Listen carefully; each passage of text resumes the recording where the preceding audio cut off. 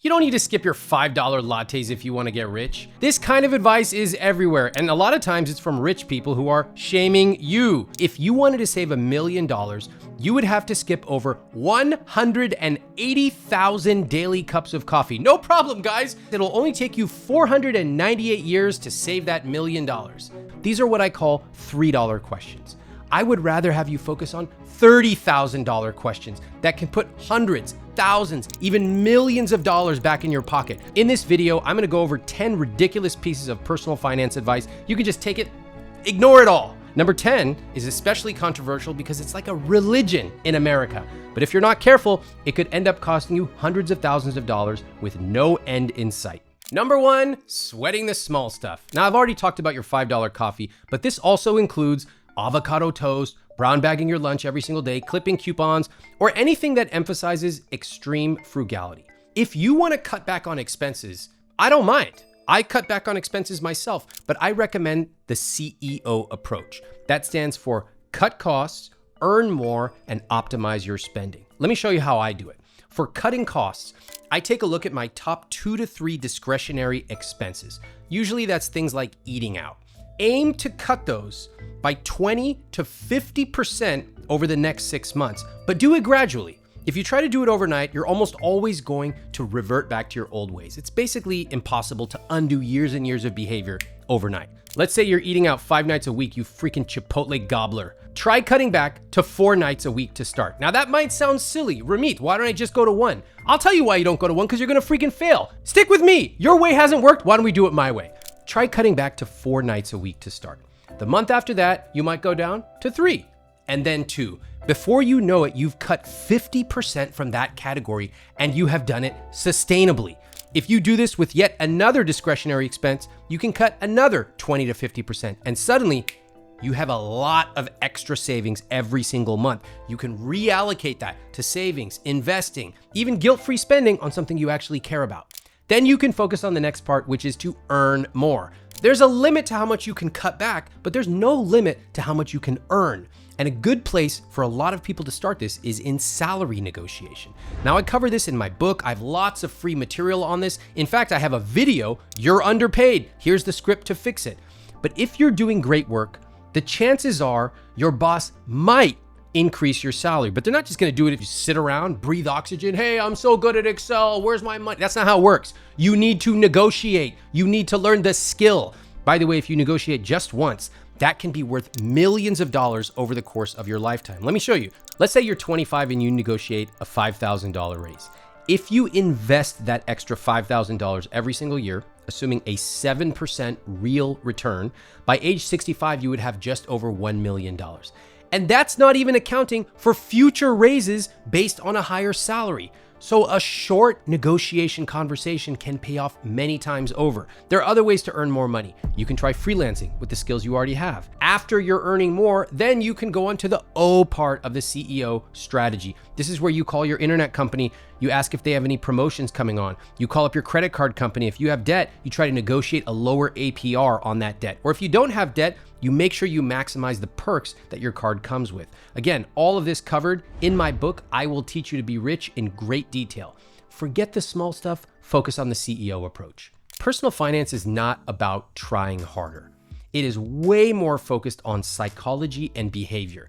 For example, if you want to save more money, it takes a lot of willpower every day to agonize over every single tiny purchase that you will make. Oh, I don't know, should I buy this coffee? You're such a bad person, bad. Why are you into this puritanical bullshit? If you want the coffee, get the coffee. I'd rather you focus on your freaking amortization for your mortgage. You don't even know what those words mean.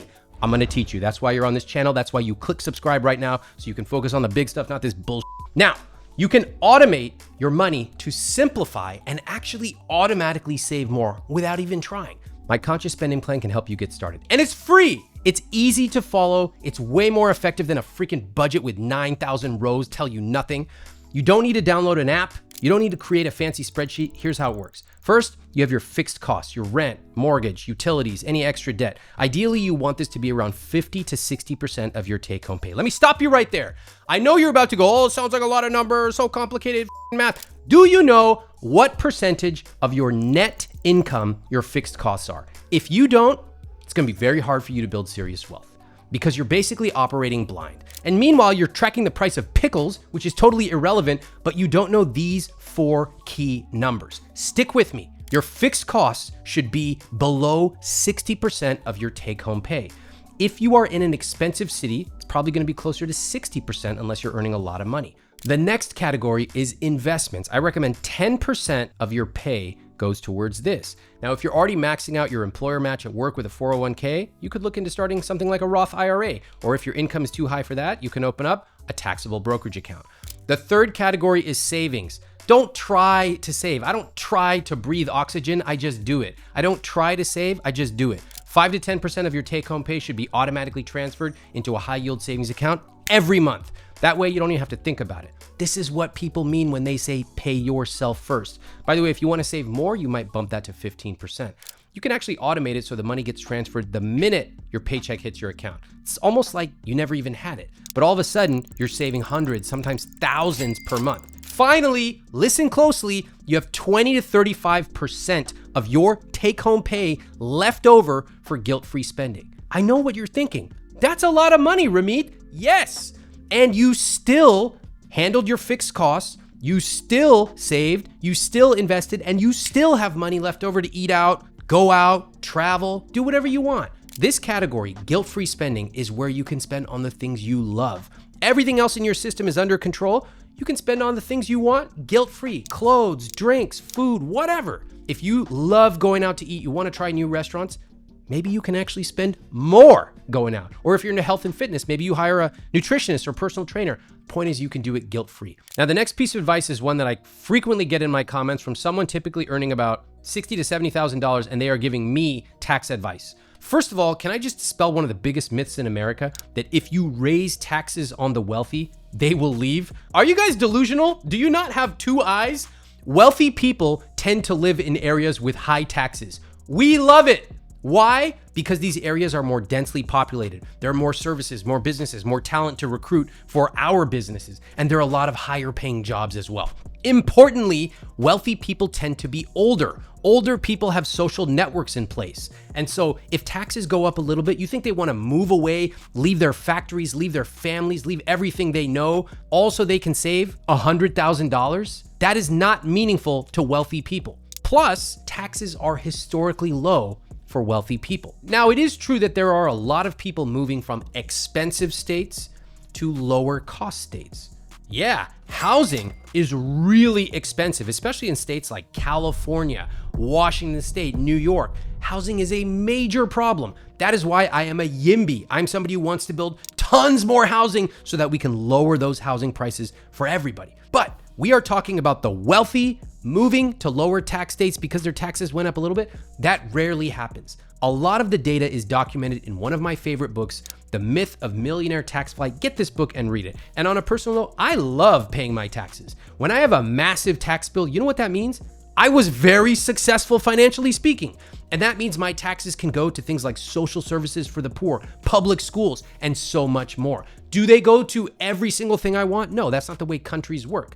Focus on automating your investing and savings. Focus on earning more. Focus on voting for the values that you agree with. If I hear another person telling me to wake up, do morning affirmations, get in a cold plunge, then a sauna, then drink 68 gallons of water, then journal for 2.5 hours, I'm gonna lose it. You know what's funny? I don't do any of those things, and I'm doing pretty okay. You're watching my video right now, aren't you? I'm not gonna bullshit you like so many of these morning influencers. Hey everybody, if you follow my entire morning routine for 6.5 hours, by the way, I don't actually have a job, then you could be as successful as me. What the f? Ray Dalio, the billionaire founder of Bridgewater, is known for doing meditation every morning and once more at night. Everybody goes, Ray Dalio. He says meditation is the key to being a billionaire. Oh, really? Did everybody ignore his Wikipedia page where it mentions just casually he went to Harvard Business School? This guy's been academically killing it since he was 5 years old. And you think meditating for 3 minutes is gonna bring you up to being a billionaire? What the f is wrong with you? I think we need to bring a little intellectual rigor to America. And I'm not just talking about money, by the way, but we'll get into the political side of this another time. If morning meditation or going on a walk at 7 a.m. is part of your rich life, God bless. Go ahead, be my guy. I want you to do it. But please don't think it's going to help your personal finances. Instead, build a rich life plan. What do you want your rich life to look like? Be specific. Let's say it involves travel. Let's say you want to go to Europe. Get specific. Are you backpacking? Are you staying in hostels? Or are you taking a first class flight? Are you staying for 7 days, 15 days? Neither of these is better or worse. It's your rich life. The point is to get specific and then to work backwards to figure out how much it will cost and then think about how you're going to do it. Let me give you an example. Let's say your trip that you want to take costs $5,000. You know from your conscious spending plan, you can set aside $300 a month to save for it. Okay, great. At that rate, you can take your trip within a year and a half. Guys, we don't need to do morning affirmations for this shit. Oh, Ramit Sethi, you are worthy. I know I'm worthy. I'm freaking talking to you right now. What I need is to use math and a plan to live my rich life. Do your rich life plan. Ignore the vague mindfulness tips. I need to meditate right now. Meditate on why I'm doing these freaking videos. If I followed my passion, I'll be sitting here eating habanero salsa on camera, one of those mukbang things all day, sweating, okay? Until I became morbidly obese off of salsa. You never saw that happen. That would be me. Meanwhile, to take a break when it got too hot, I would just be ironing clothes all day. These are the things I'm passionate about. Is it gonna make me a single dollar? No. And that is why we need to get real. A lot of people have this illusion that if they just follow their passion, the money will follow. Y'all remember this Steve Jobs commencement address where he talked about passion, things like that? That was my commencement address. I was sitting in the audience for that. That was at Stanford. And in my opinion, a lot of people took the wrong message away from that speech. What he said was, focus on the things that are important, and looking back, you will see how the dots connect, but you cannot predict a lot of them going forward. The takeaway for you is that passion alone is not a strategy for making money. In fact, passion is a result of skill and mastery. My friend Cal Newport has done a lot of research on this. He talks about passion often. One of the things he found is that passion for something often develops once you get good at it. So again, if I think about what I'm passionate about, drinking coffee, do you think that I would have a successful business on it? Maybe, probably not. Certainly not for things like ironing. Passion alone is not good enough. Let's reframe. You need to get good at something that is valuable to others. Me drinking Mountain Dew is not valuable to other people. Also, Mountain Dew is disgusting. Commit to spending years studying and learning from the best. And if it is valuable to others, then you have a very good shot at earning a lot of money. For example, when I started speaking in front of people, I was not good. In fact, let me show you a quick clip of one of my early YouTube videos. You need to stop drinking those lattes. They add up to a lot of money. Yeah, that's me. At my first personal finance talk in college that people actually attended, I remember watching people's eyes glaze over. And in my head, I was like, what the f***? You're not fascinated by the difference between corporate and municipal bonds? What's wrong with you? Over time, I learned how to tell stories, how to ask better questions. I went out of my way to get professional media training. I learned how to appear on camera, and I spoke in front of larger and larger groups. I got better because I made it a point to develop my skills, and it became fun. And as a result, I became more passionate about it. So don't just follow your passion. Instead, commit to mastering something worthwhile.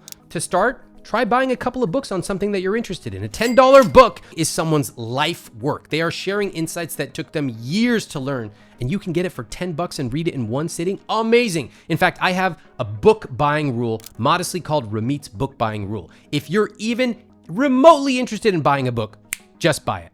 I promise you will get something out of it. I dare you to try to shame me for a financial decision I make. Try it. Go ahead. Ramit Sethi, how dare you spend so much money on this sweater? That's outrageous. That's ridiculous.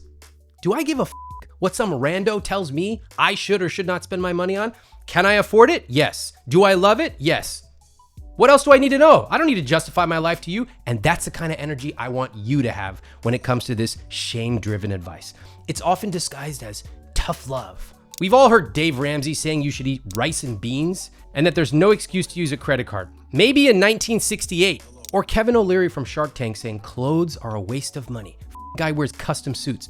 I just have a personal pet peeve against people who are worth over $100 million going around and lecturing everyday Americans on all the things they shouldn't do with their money. Off. All of this is just shame-driven advice. I find it to be very counterproductive and quite unhelpful, and a lot of it is just not true. I spend a lot of money on clothes. I love it. I use credit cards for everything because there's advantages like purchase protection, concierge, and rewards points. As long as you pay them in full, a credit card, especially a free credit card, is better than cash. What I want you to do is focus on the conscious spending plan and ignore this shame-driven advice. If you're finding it hard to get out of this negative money spiral, this self-talk that has been embedded in you since probably childhood, then check out my money coaching program in the description below. When you are part of money coaching, you get a shortcut and you don't have to listen to a bunch of people lecturing you on all the things you shouldn't do with your money. Instead, you get a step-by-step system to get your money going. You get ongoing answers from me and a community you can turn to for motivation and accountability. You can check it out in the description below. The next piece of advice you can ignore completely. This is one of those things that you may have heard wealthy people doing. It's when they invest in early stage startups while they are still private and growing, with the hopes that they will go public one day or get acquired and generate a big payday for early investors. Like you may have heard of people angel investing in Amazon, Google, Tesla, that kind of thing. Let me dispel the myth as someone who has done angel investing. First of all, you do have to be accredited to make these investments. That means $1 million net worth, excluding your primary residence, or an income of $200,000 a year, $300K for married people. This is just a bit of a filter so that everyday people do not get taken advantage of. People love to hear stories about Google and Amazon being started in someone's garage. The truth is that most startups never get off the ground. And I have angel invested in 10, 15 companies. Most of them went to zero. Some of them went a little bit sideways. One or two got acquired. And even when I looked at the return I got, I basically could have done similar returns with just the S&P 500. And there's a lot of risk in these angel investments. You hear about companies like Amazon, Google. What you don't hear about are the 99+% of startup companies that simply go out of business. That is why I have a personal policy now. I don't angel invest anymore. I take my money and I primarily put it in index funds. Now, please remember, the everyday person does not do angel investing. They cannot afford to put $25,000, $50,000, $500,000 or more in these startup companies. But a lot of people want to. That's why there are all these companies doing fractional angel investing, etc. Guys, they are trying to get your money. The everyday person cannot and should not do angel investing. My suggestion for the vast majority of people is to stick to low-cost index funds. Focus on your asset allocation. Think about whether you want to do index funds themselves or target date funds, which automatically adjust your allocation for you. Fidelity, Vanguard, Schwab, they all have great options. I highly encourage you to get started, even if you just have $50 a month. The next piece of advice you can ignore is also about investing. What was it a few years ago? SPACs, NFTs. What's it going to be tomorrow? Something else. You will know because everybody's going to be telling you about it. Your barber, the guy who's driving your Uber, everybody. The truth is these opportunities are far more like gambling than investing. For example, you remember when SPACs were big? Everyone was getting in on them. Alex Rodriguez announced his SPAC saying it was only the beginning. Well, he was sure right about that. It's now down 99%, and there's a legal battle going on about that. I don't participate in trend chasing. I might lose a little bit because I don't pick the right thing and go up with the right trend, but I would rather focus on low-cost, long-term investing over many, many decades. Real wealth is built with time and consistency. And frankly, investing should be boring, like watching paint dry. Now, if you are already hitting your investment and savings goals, if you've got extra money and you want to invest 5% of your portfolio in something fun, a freaking meme stock, whatever, go for it. But don't be surprised if you lose money. Moving on, you can ignore anyone who tells you this. Number 9, you can't get rich from a 9 to 5. Maybe you can't, but I know a lot of people who are extremely wealthy from their 9 to 5. The very same people saying this then go on TikTok wearing shorts and an ill-fitting Under Armour polo shirt, and they start sketching out some scammy IUL or some type of infinite banking. Can you all stop listening to this stuff? It's insane. Hey, everybody, the way that I got wealthy, I bought 1 real estate thing, and then I bought 3, and then I bought 7, and then you're going bankrupt. All right, it's just gonna happen. Just give it a few years. The truth is, most wealth was built through jobs. Lots of wealthy people have jobs: doctors, lawyers, software engineers. These are all high-paying careers. Many people make over $250,000 a year. One of the reasons that I talk about high-paying jobs in some of my work is that many people simply have no idea these jobs exist. The important thing to realize is there is more than one way to build serious wealth. Not everybody wants to run a business. That's fine. You have the opportunity to build serious wealth working a normal 9-to-5 job if you are selective. Please remember, even people who make much less than lawyers and doctors can build wealth. I encourage you to negotiate your raise, upgrade your skills, set up systems to build wealth over the long term, and choose your career carefully. Okay, we've made it to number 10. A lot of people already mad at me for this, but let's get right into it. Oh God, America's #1 religion. You can just ignore anyone who says buy a house. It's the American dream. Home ownership is truly one of the weirdest religions in this country. In America, we have a few core assumptions. Number 1, house prices always go up. Number 2, renting is throwing your money away. And on and on and on. It's all these pithy little phrases that actually are not true. Most importantly, when it comes to the biggest purchase of your life, people do not factor in the phantom cost of home ownership. They see a 2-bedroom house for $2,000 and a 2-bedroom house with a mortgage for the same price. They go, hey, I might as well build equity. Americans' favorite word, equity. What they don't factor in when they buy is that those hidden costs can add 30 to 50% to a monthly mortgage. So when somebody says they bought a house for $300K and later sold it for $500K, that doesn't really mean they made a $200,000 profit once you factor in all these costs. If you rent, the landlord is the one taking care of the roof, the property taxes, any appliances that need to be upgraded. And please remember, I know what you're about to say in the comments. You're all gearing up. I could see it. Look, this is the wind up. Oh, Ramit Sethi said something wrong. I need to correct him. No, you need to get corrected. You're about to tell me the landlord already factors all of their costs into the rent. Oh, really? So the landlord can just take all of their costs and then add a healthy profit margin and magically pass it on to you? That's it? Just simple as that? Wrong. Sometimes landlords can cover their costs with rent. Sometimes they cannot. Many times landlords don't even know what their true costs are. The truth is, your rent is simply what the market will bear. And you have to remember this if you are renting. Rent is often the monthly maximum you will pay for housing. A mortgage is the minimum you will pay. Please note, I'm not opposed to home ownership. My wife and I will probably buy at some point in our life, but this is the biggest purchase of your life. I want you to run the numbers to make sure you can afford it, and you may find that renting is often a better deal. In my personal situation, I'm a millionaire. I can easily afford a house in a very nice neighborhood, but my wife and I choose to rent. It is a better deal for us financially and from a lifestyle perspective right now. Now, if you want to dive into the action steps I covered in this video in more detail and get my personal help, check out my money coaching program in the link below. And then watch this next.